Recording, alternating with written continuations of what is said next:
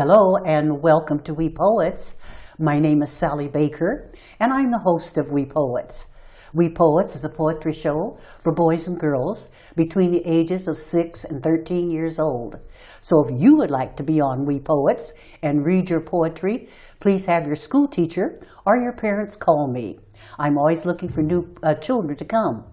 Also, I'm always looking for adults to come and tell young people something about their careers that young people can pursue when they graduate from high school and college.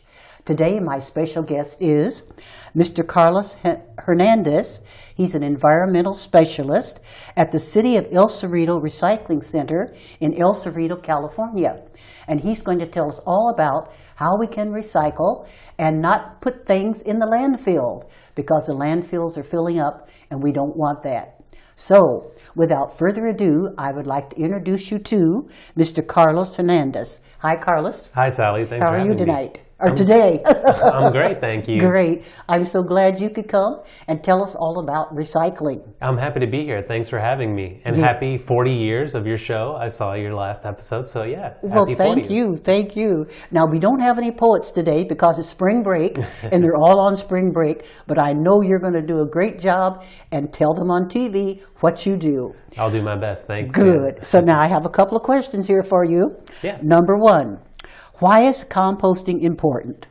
Yeah, so composting and recycling, like you kind of touched on earlier, is really important because we don't want to send all of these materials to landfill. The landfills are filling up. Yes. And actually, I have some things to show here. A study was done in the Bay Area, and we actually found that over half of what we're sending to landfills could actually be recycled or composted, with food scraps and yard waste making a large percentage of that, almost 40%. So yeah, all of these materials could be reused, recycled, composted, instead of filling up the landfills. And there are several issues with that, when it comes to things like glass and aluminum. We can reuse those materials and make them back into cans or glass bottles. Those things are infinitely recyclable. And with the food scraps and yard waste, we can turn those into compost and put the nutrients and water back into the soil. So those are, much better uses for those materials rather than, just sending them to waste in a landfill. Right. Yeah. Now, are these posters free? People can get these? We have some posters that do show what should be going into each of the containers. Most places in California, most cities, at homes or at your place of work, apartments, they have carts for the trash, for the recycling, and for the compost now. That's kind of our focus these days, a big composting rollout, getting those green carts out to people that might not have had them before. So yes, most cities make those posters available and will sticker the carts so people know what should be going into them. So oh, great. Yeah, these are such nice posters. I was thinking maybe the children could take them to school. Put them in their classroom. Yeah, usually they're on city websites or your local waste hauler website, so you can check there to see and download those things and print them out yourself. Good. Yeah. Good. Yeah. Okay. Want to go to the next one?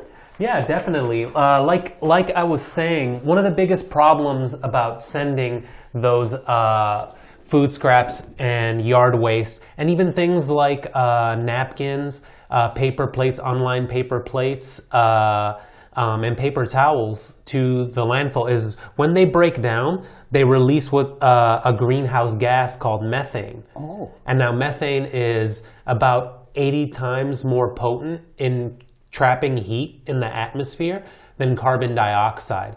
So that's why it's such a big problem to send those materials to landfill, and the big reason why we're trying to take it out and use them to make compost, to make that soil. I see. And this is what it looks like when they break down?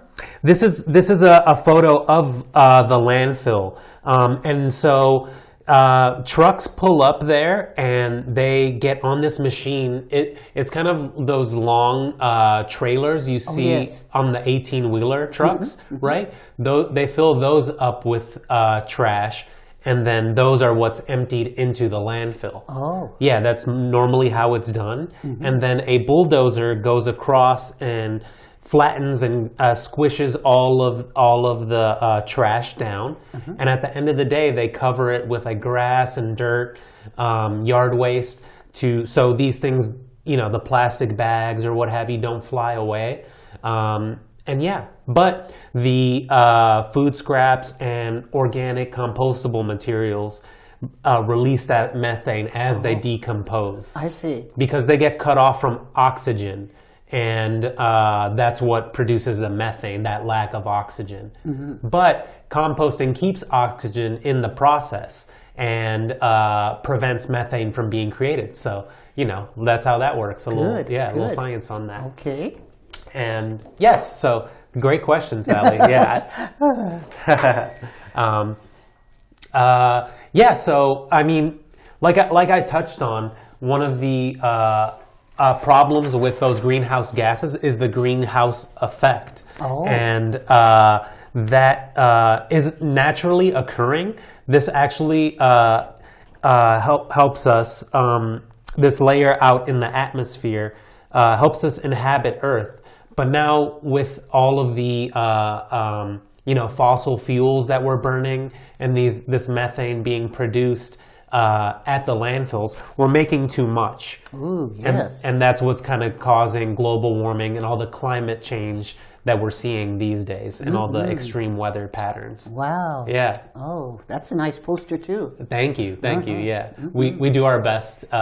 And environmental specialists and zero waste specialists to educate people and bring up these topics and show how everything's interrelated and interconnected. Yeah. Do you have some more posters you want to show there? Or I do, but we can continue. If you have any questions for me, they might come up as we go along. Okay, so what are greenhouse gases then?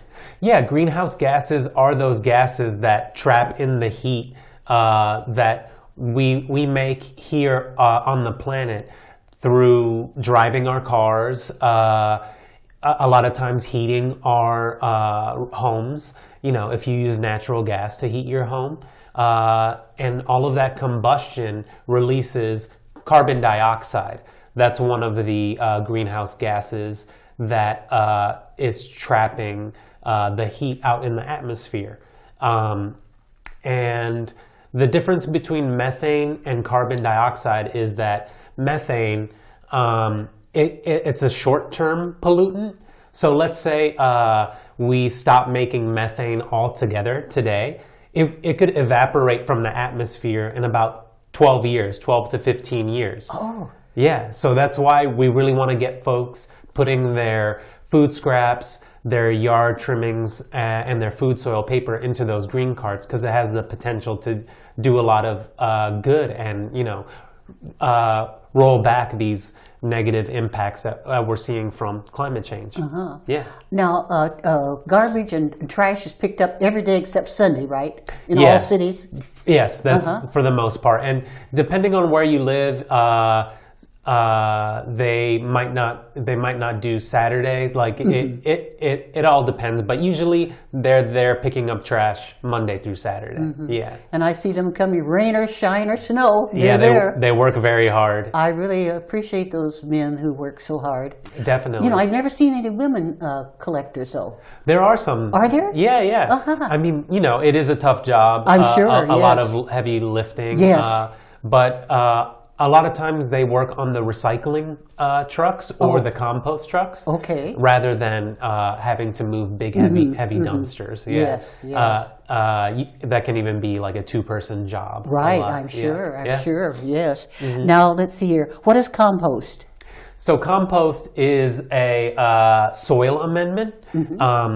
It's essentially soil itself. So the food scraps, the yard waste, and the food soil paper, like you can even put pizza boxes in your green cart and it'll become compost. Oh, really? Yeah. Pizza boxes? Yeah. Oh. And it's better to do that than put it in your recycling because, normally it has cheese or Yes. a little bit of grease on it. So we can't recycle that, but it can be composted. Oh. So yeah, it gets put into a pile all together, and it gets heated up there's kind of like microbes and little microorganisms in it, breaking down those materials to make it just into a soil. And yeah, it gets really hot, like over 200 degrees. Ooh. Yeah, and so after about 90 days, all of those organic materials become compost, just turned into soil. Heaven's sakes. Yeah. Wow. So you kind of want a good mixture of those food scraps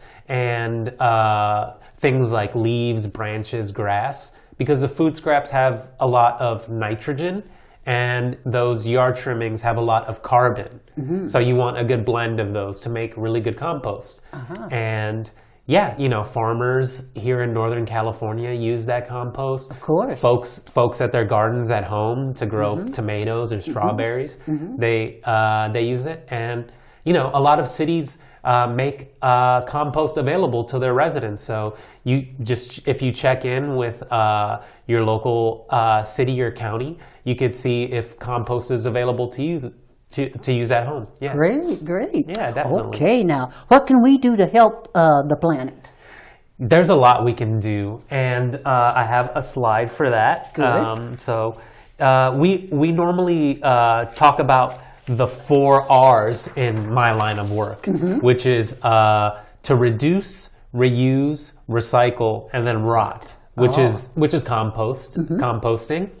So to reduce really means to think about what are the types of things we're using every day, purchasing and throwing away, and what can we do to reduce our waste. Yes. The example I always give is plastic straws, right? Whenever I give tours to school kids, to some wee poets, I ask, hey, we're big boys and girls. Do we always need a plastic straw to drink out of? And usually they say no, right? Like we can just drink straight out. That's right. Of the cup. Yeah, so to reduce or to refuse, a lot of people say refuse. Yeah, but then what also kind of goes hand in hand with that is to choose reusables. Reuse as much as you can. So things like reusable utensils instead of the plastic utensils, saying, no, I don't need that. I have some utensils at home. That's right. Yeah, or having a reusable water bottle, just like that, instead of these plastic water bottles. Yes. Right. And I'm sure we'll touch on this in a bit, but there are several issues with plastic and plastic recycling.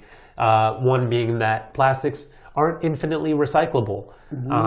So yeah, bringing your own reusable bag, yes. to the grocery store, so you can take your what you bought with you back home instead of using those plastic bags, because those plastic bags aren't recyclable either. No. Yeah, and they shouldn't go into the recycling cart because they will tangle up the machinery at the recycling center. And I'm sure those machines are very expensive. Yes, definitely. Yeah. Yes. And then recycling is the next step. So it's kind of a hierarchy, right? We want to reduce, then reuse, and then recycle as much as possible. Yeah. So those are the really big things we can do to help our planet and roll back on things like plastic pollution and climate change.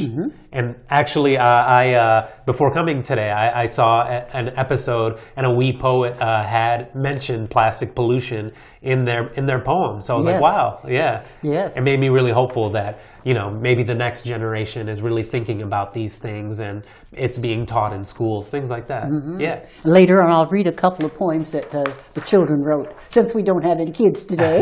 That'd be great. I'm looking forward to it. Okay. Yeah. So our next question, what is a landfill?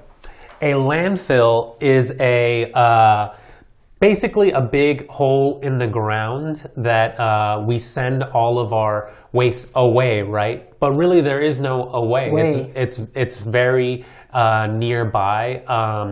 I believe there is one out by Mount Diablo in sort of in that area. There's one in Novato, and yes, as we continue to send our trash there. It's getting filled up, and they have a limit. And at that point, landfills either have to be built up and out, or you have to find new places to make a landfill, and that's difficult to do. I can imagine. Yeah. Oh dear. No one wants to live next to a landfill. Oh no, the Yeah. smell.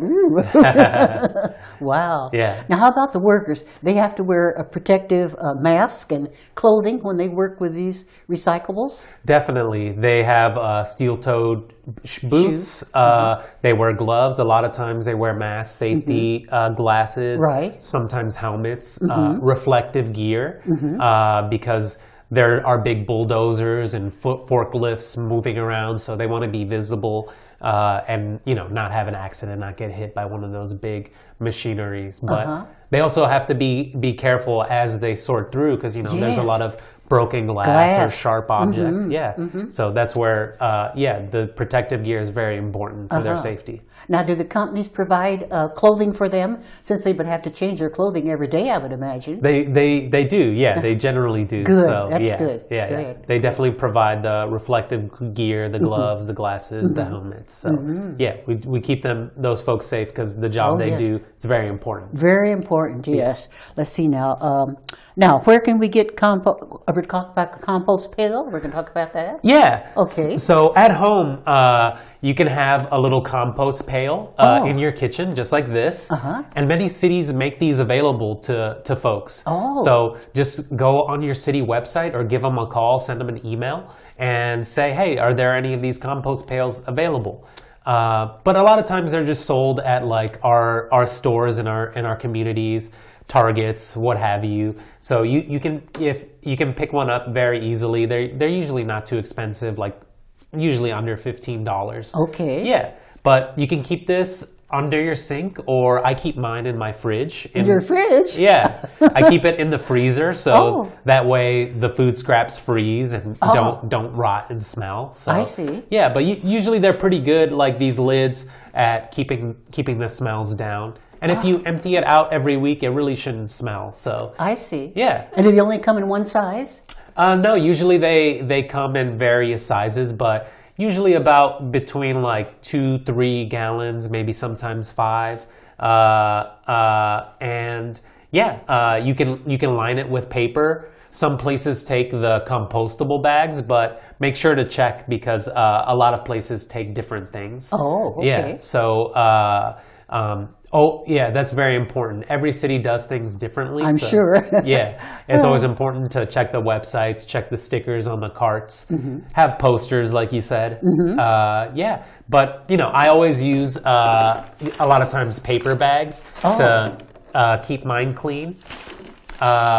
So that there are a lot of paper products you can compost as well. Like if you've ever gotten those paper straws. Oh yes, those are good. Your napkins, your paper towels. Even sometimes some places give takeout in little paper containers like that. You can put that in too, huh? Yeah, but it's good to make sure it's not lined. It doesn't have like too much shiny. Shiny. Yeah, but some places the shine is kind of like a seal, and a lot of times it's compostable plastic. So if your trash hauler takes a compostable plastic, that'll be fine. Good. Yeah. Wow. So these are really handy. They're really very nice. Really neat. Yeah. Very nice. Yeah. And then it has different things here. What are these things? Yeah. The sticker just shows what you can throw in there. So okay. Like what can you throw in there? So chicken bones, fish, meat, fruits, vegetables. So your apple cores, your banana peels, coffee grounds. You can even throw the coffee filter in there as well. Napkins, paper towels, paper plates. I have a few paper plates in here, so if they're not shiny either, you can throw those in. Wow. Yeah. That's amazing. Yeah, so there's a lot you can compost, and should be composting, like how, as we've touched on, it's much better for the planet. Yeah. Oh, yes. Let's see now. Why don't we talk about some of these things here on the table that you brought? Yeah. So now that we've talked a little bit about composting, we can touch on recycling. So most places, they will take your paper, your cardboard, just like this. Oh, yes. So you can throw that in there. Metal cans, you can recycle your metal cans. Aluminum foil, if you have it balled up, and it's about the size of a tennis ball. That's preferable. It's better to ball it up than to leave it whole, or Yeah, yeah. Okay. And if Takes it's up less space. right, and Yes. the magnets will catch it better this way. Oh. Yeah, because at the recycling center they catch a lot of the metal with the magnets. So. And make sure it should be pretty clean, so not too greasy, not too dirty.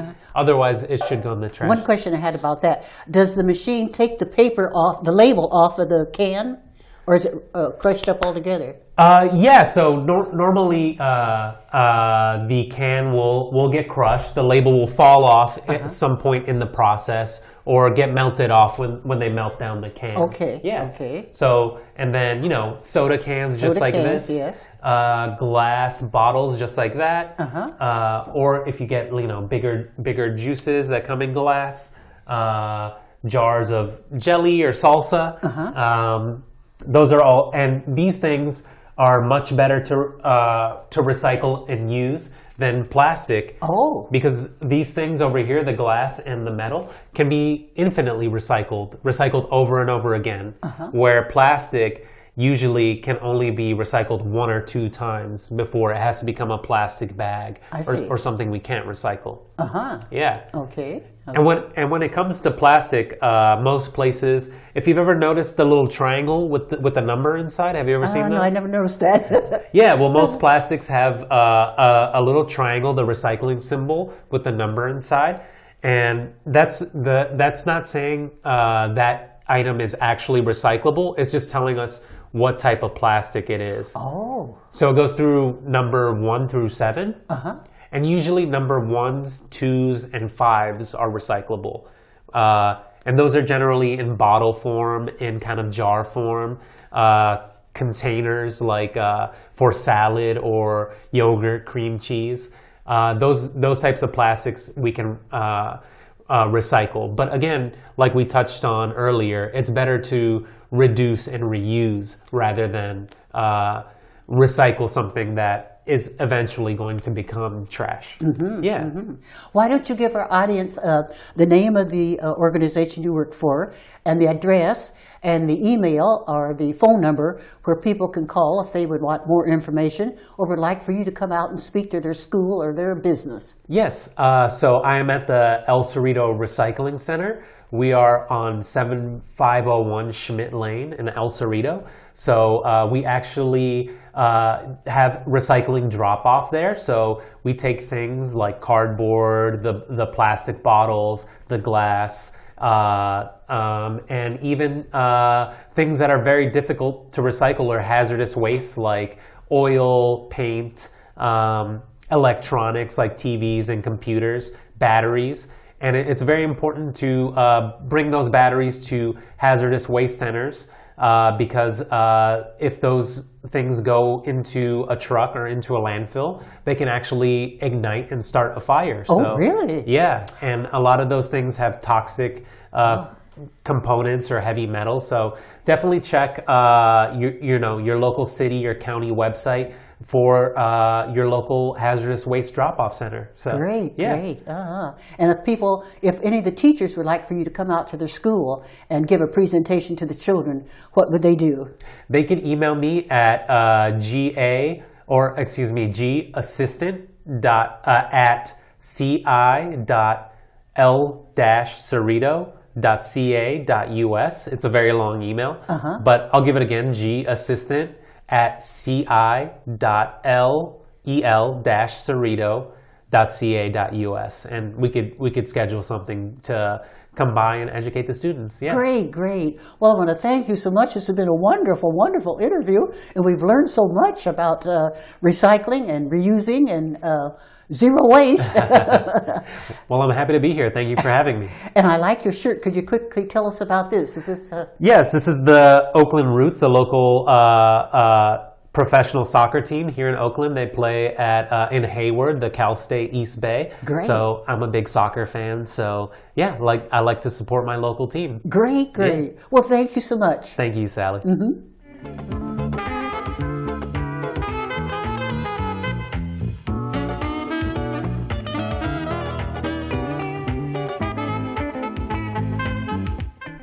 Welcome back to We Poets. I hope you enjoyed that wonderful presentation. Since we didn't have any poets today, since it's spring break, I did want to read a couple of poems that children from the school had written for us on previous shows. And these are poems from children from the 3rd grade, room 22, at the Oxford School here in Berkeley. Now, the name of this group of poems that they wrote is called Wonderful and Special Poems, and I would like to show you the cover of this these poems that the children wrote. And I would like to read 2 of the poems that the children wrote. The first one is by Alex, and it's called Leave No Trace.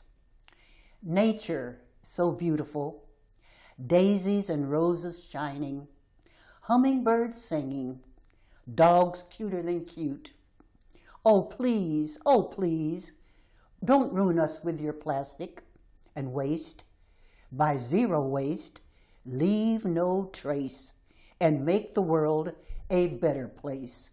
And this was the poem and the pictures that Alex wrote with the poem. And the next poem I'd like to read is, this poem is called The 9 R's, and this is by Omar. Reduce the plastic you use. Reuse paper that has been scribbled on. Recycle bottles and cans and plastic water bottles. Rot or compost old food. Rethink so you won't throw your trash about. Refuse to use plastic, forks, spoons, and cups. Remember to bring the metal cutlery. Repair folders that are ripped. Redistribute the things you can own but do not use. These are the 9 R's to listen to make the world a better place to live, by Omar. And this is a picture that he drew with his poem.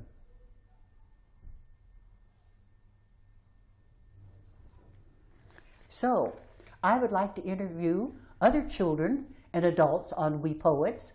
So if you are interested in being a poet, please have your school teacher or your parents call me at the office, We Poets, and the number is area code 510-848-6905, or email the office at wepoets@yahoo.com and let me know if you would like to be a guest on We Poets. As I said before, I'm always looking for children and adults to come, and also interns. If you would like to have an internship on We Poets, you have to be between the ages of 13 and 19, and you can earn high school credit.